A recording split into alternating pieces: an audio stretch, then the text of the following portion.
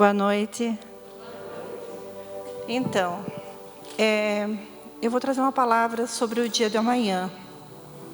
Mas, primeiramente, eu vou contar um pouco da minha vida, meu testemunho, como eu cheguei até aqui. Uma longa caminhada que muitos jovens, às vezes, acham que as coisas chegam prontas. Eu falo isso porque eu tenho um jovem em casa e tenho uma adolescente. Então, é uma fase assim que tem uma ansiedade muito grande. E muitas das vezes não sabe que tem um passo a passo para chegar. Então, eu sou catarinense, nasci no interior, sou filha de agricultores. Na minha época, assim, existia aquelas escolinhas do interior, que poucos de vocês conhecem, aquelas escolinhas onde tinha 4 séries juntos. Então, esse foi meu começo dos meus estudos. Quando começou a 5ª série, já não tinha mais na escolinha do interior, aí eu tinha que ir para a cidade, 8, 10 quilômetros da casa do meu pai. Na época, não sou tão velha assim, né? Mas na época era bem diferente. Não tinha o ônibus escolar que pega na porta da casa. Eu pegava um ônibus de linha, mas da casa do meu pai até o ponto de ônibus, que era mais ou menos a 1 quilômetro, eu fazia a pé, sozinha. Porque na época eram poucas pessoas que terminavam a 4ª série e ia estudar. Digamos, os pais naquela época tinham principalmente a filha mulher. A filha mulher, ela tinha que saber os afazeres domésticos. Ela não precisava estudar. Tinha que saber lavar, passar, cozinhar, criar filhos. Para isso que a mulher era educada. Então, na 5ª série, eu já comecei a enfrentar dificuldades, que a minha mãe não queria que eu estudasse. Somente meu pai que incentivava. O que me levou a estudar? Como a minha família bastante humilde, pobres, agricultores, pequenos agricultores, para mim não tinha outro caminho a não ser estudar. Era difícil? Era. Tinha dificuldade, chuva, sol, tudo isso tinha que enfrentar. Não é como hoje que o pai leva o filho e deixa na porta do colégio. Não, eu tinha que pegar um ônibus. Na época, a realidade era assim muito diferente. Os colégios eram diferentes. Hoje, muitas das vezes, a criança, o adolescente, o jovem, ele reclama de tudo. Na época, nem a merenda que vocês têm hoje, que tem uma nutricionista que prepara, não tinha. E quando a gente ganhava assim um troquinho do pai, a gente ficava muito feliz. A gente valorizava aquilo porque não era sempre que a gente tinha. E assim foi. No ensino médio, eu fiz magistério. Trabalhei com magistério 2 anos. E eu tinha que estudar. Aí, para fazer uma faculdade, eu tive que ir para a cidade.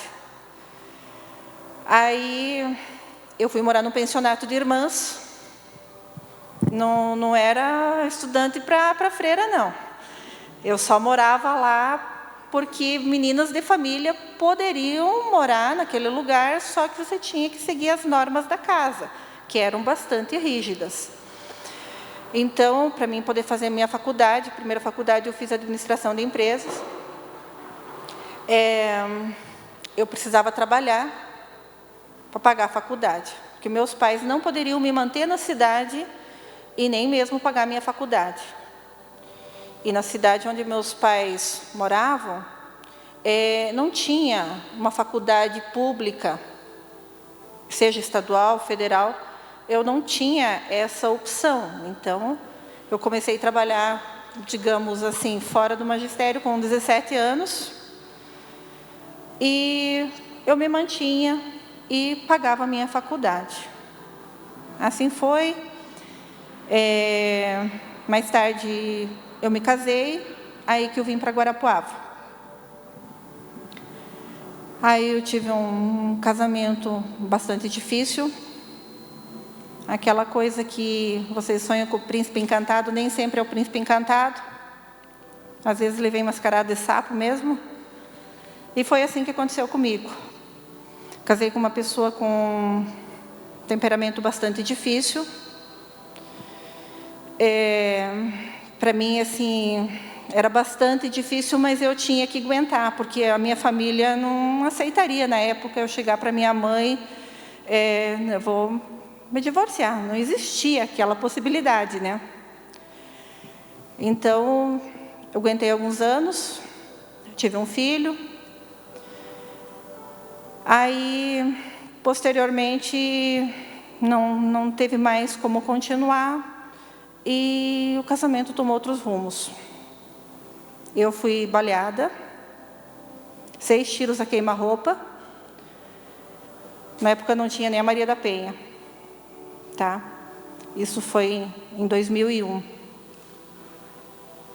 Tive perfurações, pulmão, fígado, diafragma, estômago, intestino, cabeça e os 2 braços. Passei por UTI.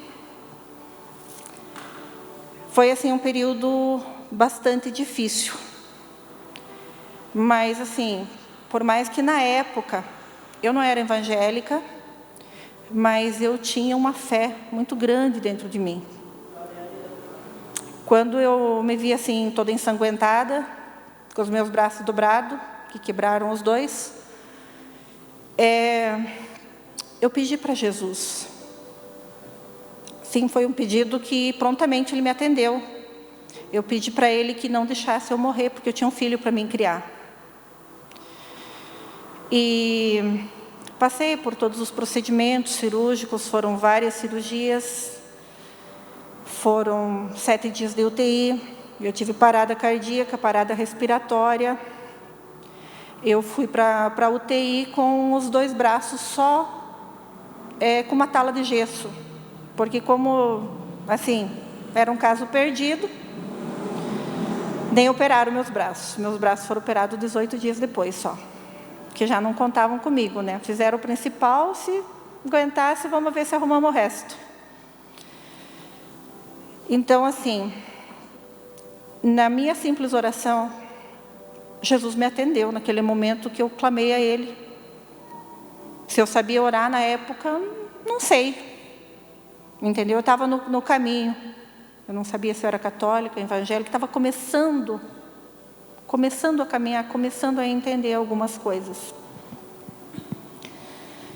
Aí, a vida continua, eu tinha um filho para criar, foi o que eu clamei a Deus, que não deixasse eu morrer. E, assim, Ele fez um milagre por completo.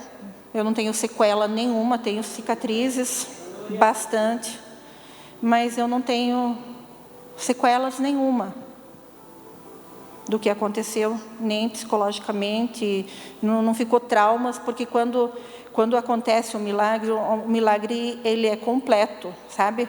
Deus não dá só a vida, mas quando Ele tem um propósito na vida da gente, Ele tem uma obra completa. Na época, eu trabalhava com bebidas, tinha uma empresa, e continuei, né? Assim que eu me recuperei, continuei trabalhando. E até então, assim, a empresa tinha vários funcionários, era uma empresa, assim, bem sucedida. E as coisas começaram a não dar mais certo. A gente teve problema com inadimplência, eu era sócia dessa empresa. Tivemos problema com exportação, tivemos problemas com financeiros, inadimplência, uma série de coisas que foi desencadeando. E, assim, numa madrugada, eu orando, e Deus falou comigo: eu não te dei vida para você continuar fazendo o que você está fazendo. Aí eu briguei com Deus, né? Falei, espera aí, o senhor não deu inteligência ao homem? O homem faz o que quer. Eu vendo bebida, mas eu não bebo. Então, se o senhor deu inteligência, Cada um bebe porque quer. Outra, na Santa Ceia, servia-se o vinho. Que mal tem, né? E tudo bem, mas Deus falou comigo em voz audível. Então, quando é com voz audível, baixa a cabeça, siga, está tudo certo. Mas essa voz audível eu só fui entender no curso de teologia. Até então, Deus tinha falado comigo, aquilo sempre martelou. Eu te dei vida, mas não para você continuar fazendo o que você está fazendo. Eu sabia que eu tinha uma missão, mas que será essa missão na minha vida? Tá. E continuei com a empresa, teimando, e assim foi. E cada dia as coisas piores. Até que um certo dia, Deus usou um padre. Eu encontrei esse padre assim, na rua. Ele olhou para mim e falou: filha, até hoje assim eu lembro as palavras dele. Eu não tenho nenhum filho, mas muitos espirituais. E eu não queria deixar para os meus filhos uma fábrica de facas. Daí ele falou assim para mim: faca corta o pão, corta uma carne, descasca uma fruta, mas a faca mata muita gente. Aquilo caiu de luva na minha vida. Ali que eu fui entender o que Deus queria. Porque até então eu achava que bebida não tinha nada errado. Eu não bebo, nunca tive problema com bebida, tudo certo. Ali que eu fui entender. Só que foi uma decisão assim, eu entendi, entrou como uma luva na minha vida. Mas e como fazer isso? Tinha vários empregados, várias contas, mas aquilo ficou claro na minha vida, que eu ia parar com essa atividade. Muitas foram as dificuldades, tá? Muitas. A família mesmo não aceitava. Como que você vai parar? Como que você não quer mais? E nesse período, eu já tinha começado a faculdade de Direito. Quando eu comecei a faculdade de Direito, no primeiro dia de aula, tem aquela pergunta: o que você espera do curso? O que você pretende? Como, digamos, a área do direito ela é bastante ampla, muitos pensam em concurso público, ser juiz, promotor, delegado, advogado, enfim. Para mim, nada disso. Eu comecei a faculdade, meu filho estava com 7 anos, pensei, vou fazer alguma coisa, né, para adquirir conhecimento mesmo. O meu intuito foi entrar na faculdade de Direito para adquirir conhecimento. Nunca imaginei em advogar, concurso público também não, porque na época que eu comecei a faculdade, a empresa onde eu trabalhava estava tudo certo. Eu só queria conhecimento mesmo. Aí, na metade do caminho, as coisas foram mudando. Então, assim, Deus foi me preparando. Ele me colocou numa faculdade que, a princípio, eu não entendia. Para mim, é só para conhecimento. Mas Ele me preparou para uma outra profissão. Porque, na minha cabeça, eu só sabia administrar a empresa. Eu não sabia fazer outra coisa. Então, Ele me preparou, e esse desejo por advogar, ele só foi, digamos, surgir na metade da faculdade em diante. Até então, eu só queria conhecimento.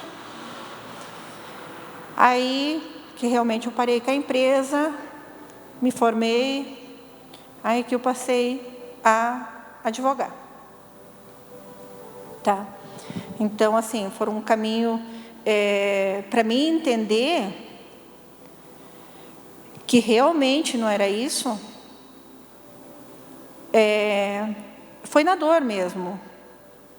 Porque se as coisas não tivessem começaram a dar para trás, e cada vez pior, eu nunca teria ouvido a voz de Deus. Eu nunca teria entendido. Eu sabia que Ele tinha um propósito, mas qual o propósito? o que o Senhor quer para mim?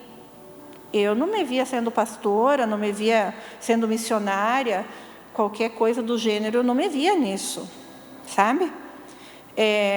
Sempre procurava ajudar as pessoas, eu nunca fui assim uma pessoa má, muita gente, digamos assim, se converte porque andou pelos caminhos errados. Não, não foi o meu caso. Não foi o meu caso de andar em balada, bailes, festas, esse tipo de coisa eu nunca gostei, eu nunca frequentei esse mundo, sabe? Mesmo lá na minha adolescência, na minha juventude, eu não gostava, eu preferia ficar estudando, sempre gostei de estudar. E então assim, acho que quando Deus tem um propósito, Ele já nos guarda de algumas coisas, mas permite outras para que a gente possa entender o que Ele quer para a gente. Aí eu comecei a advogar, fazem 12 anos, gosto muito do meu trabalho, e eu só fui entender que realmente era a minha missão, porque até começar o curso de lideranças, eu perguntava para Deus, qual que é a minha missão? Tá? Eu não tenho chamado para pastor, não tenho chamado para missionário, para nada disso. Não me vejo pregando. Então eu perguntava, eu só fui entender que a minha missão é no meu trabalho, é advogando, é ajudando as pessoas, instruindo, buscando a justiça, sabe? Tem pessoas que, em alguns escritórios, nem recebe elas, porque tem pessoas humildes.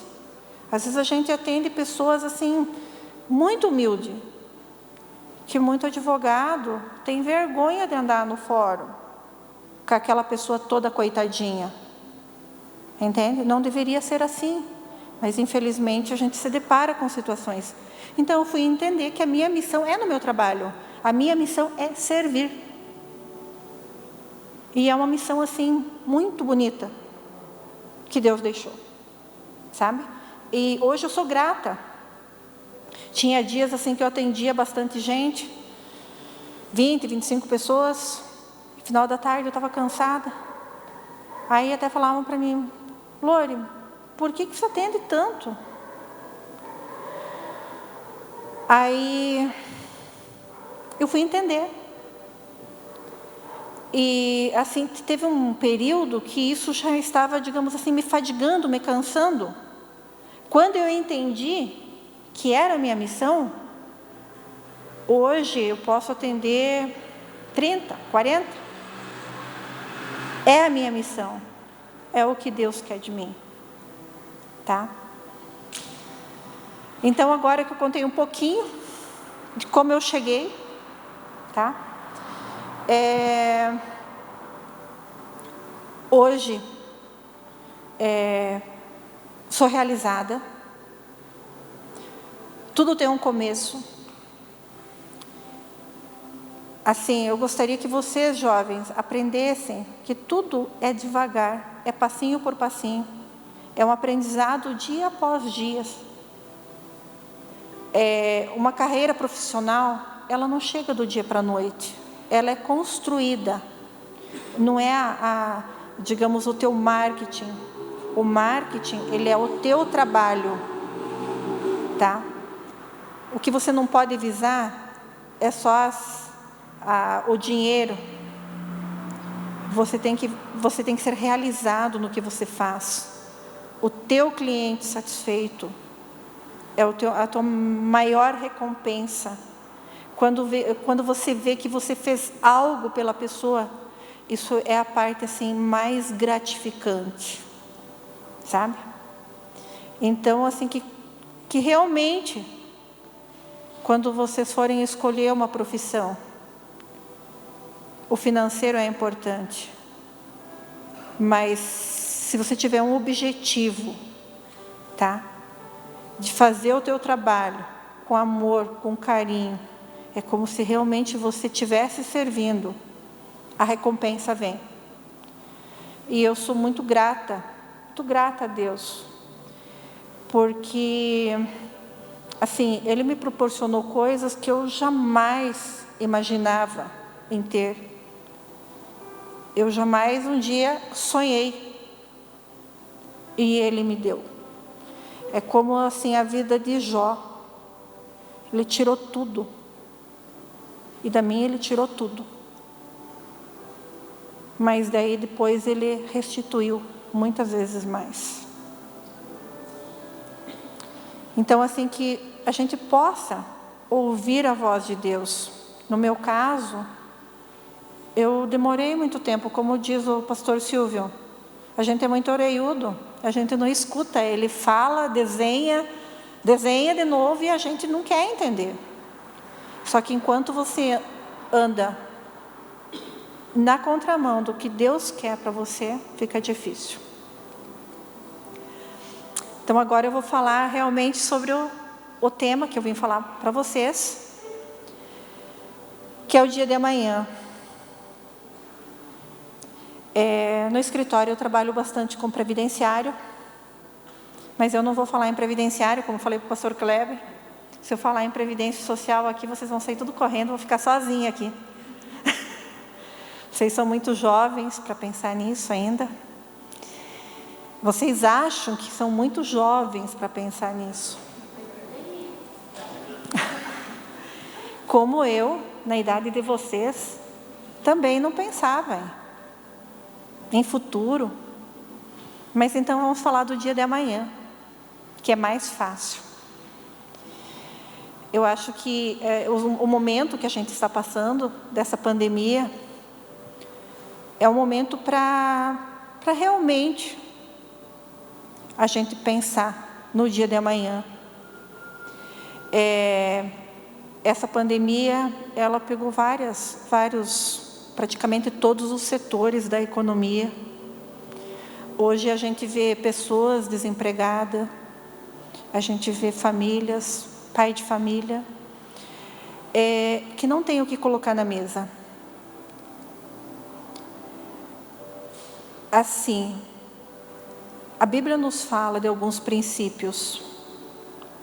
E se realmente a gente tivesse ouvido esses princípios, ou quem ouviu, a crise, a dificuldade, ela é um pouco menor. Eu fiz uns 2 anos atrás, mais ou menos, o curso de finanças. E no curso de finanças mesmo, a gente aprendeu alguns princípios bíblicos do dia de amanhã. Eu gostaria que colocasse para mim Provérbios 6, do 6 ao 9.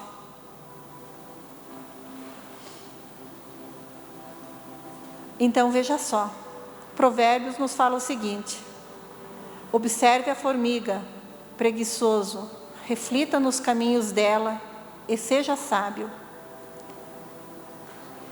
Ela não tem chefe, nem supervisor, nem governante. E ainda assim armazena as suas provisões do verão e na época da colheita ajunta o seu alimento. É um versículo que eu gosto muito. Veja, a formiguinha ela é tão pequenininha e tão sábia. Deus deu a inteligência ao homem. Tá? Nós somos pessoas inteligentes. Nós temos a sabedoria, que a sabedoria só vem de Deus. E nós não nos preocupamos com o dia de amanhã. A formiga, o que ela faz? No verão, ela ajunta. Tá? Na colheita, ela guarda, ela faz a reserva. Não sei se vocês conhecem formigueiro. Então, formigueiro, aquele monte que elas fazem, para quê? Para que no inverno, no dia de chuva, quando ela não pode sair, pegar o alimento, ela tem como se manter. E nós? A Bíblia nos fala para a gente ser sábio. tá? Quem de vocês guarda um percentual do salário de vocês para o dia mau?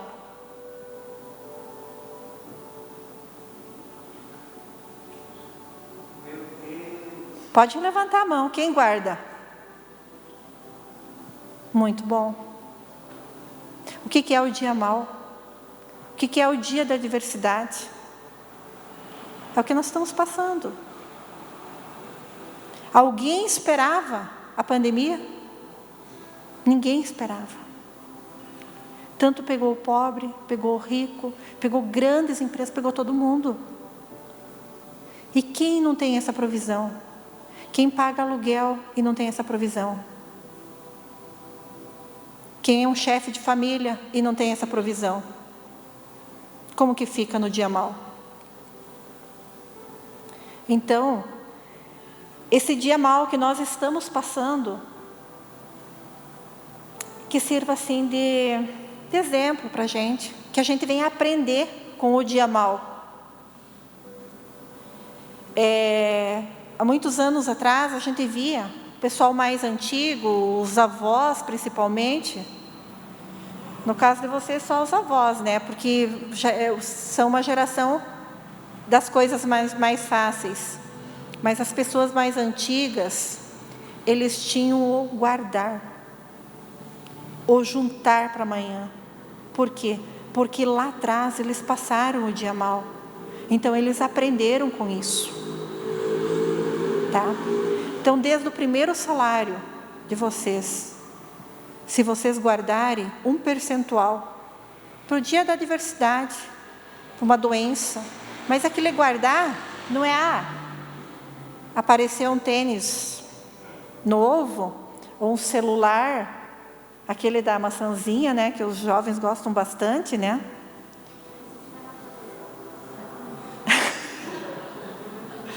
Tá? Então, é para o dia mau. Não é para mim trocar de carro. Vocês têm que fazer economia para trocar de carro. Vocês têm que fazer economia, quem não tem a casa própria, para a casa própria. Mas vocês têm que aprender a administrar o dinheiro. Que a Bíblia nos fala isso. Várias citações bíblicas que nós temos que aprender a administrar o nosso dinheiro, tá? E assim também com relação à previdência, tá? Não cheguei de cara falando previdência para vocês, senão vocês iam me deixar sozinha aqui. Então, a importância disso. Hoje vocês são jovens, vocês pensar numa aposentadoria, pensar, eu vou ficar doente. Não que você deseje ficar doente. Você não deseja o acidente. Mas isso são coisas que podem acontecer. Ou envelhecer, é certo. Tá, e como que eu vou envelhecer? Como a hora que faltar as forças para o trabalho, como eu vou me manter? Eu não estou falando assim só de Previdência Social e INSS. Não, tem várias formas. Mas tem que ter uma forma dessas na vida de vocês. Para o dia mau, o dia da adversidade, o dia da doença, do acidente, ou seja, da velhice. Tá? Quem de vocês quer ficar velhinho e ter uma vida miserável, uma vida dependendo de doações, de caridade dos outros? Porque não tem uma fórmula mágica. Eu cheguei nos 60, o governo vai me dar um salário. Até um tempo atrás, até ano passado, tinha. Quem conseguiu pegar essa nova, a velha lei? Agora, na nova lei, não. Isso é bastante restrito. Porque o governo, na verdade, o INSS, que é o Instituto Nacional do Seguro Social, ele não é da assistência social, ele é do seguro. O que é um seguro? O seguro nada mais é do que contribuição mês a mês para que eu possa me enquadrar na qualidade de segurado. O pastor Kleber tem o carro dele. Se ele não fizer o seguro do carro dele, e acontecer um roubo, um acidente, se ele não tiver dinheiro para pagar a reforma, a oficina, ele vai ficar com o carro estragado. Entendeu? Assim é na vida da gente. O que é? Você contribui mês a mês para que lá na frente você tenha o resultado das suas contribuições. Tá? Isso não levem só para o lado previdenciário, mas façam na vida de vocês uma previdência. Seja uma poupança, seja uma economia, algo para o dia mau. Tá? Então, assim, a própria palavra nos fala. Deus cita a formiga e pede para a gente ser sábio. Tá? Se a gente for sábio, nós não vamos sofrer no dia da adversidade.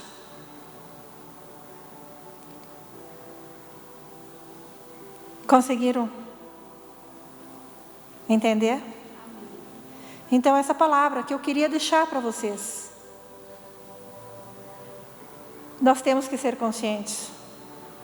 Não existe nada mirabolante. Deus abençoa.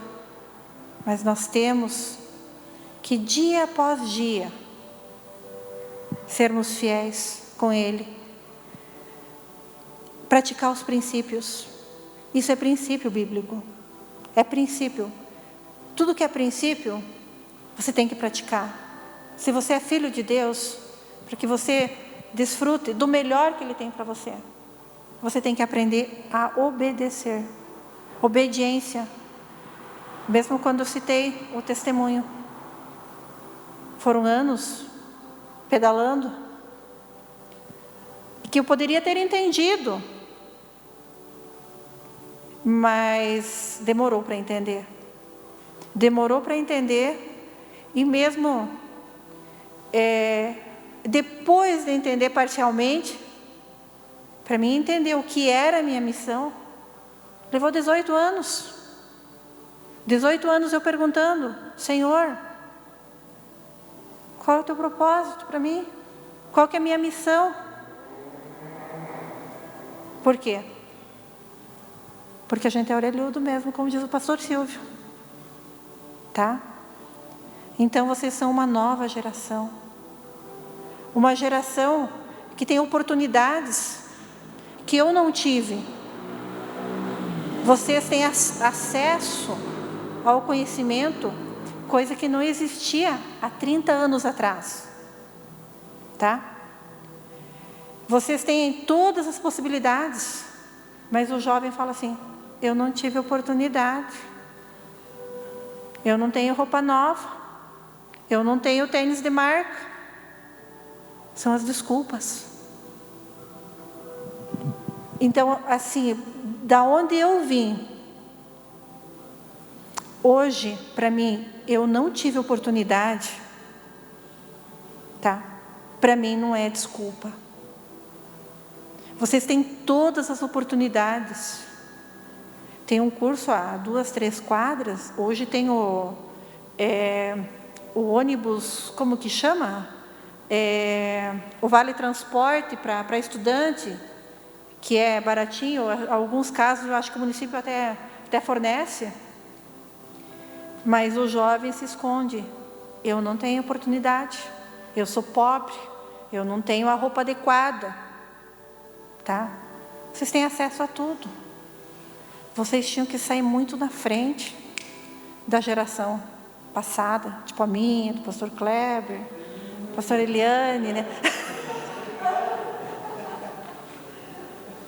Então vão aproveitar. Eu não tive as oportunidades que vocês estão tendo. Quem me dera ter tido.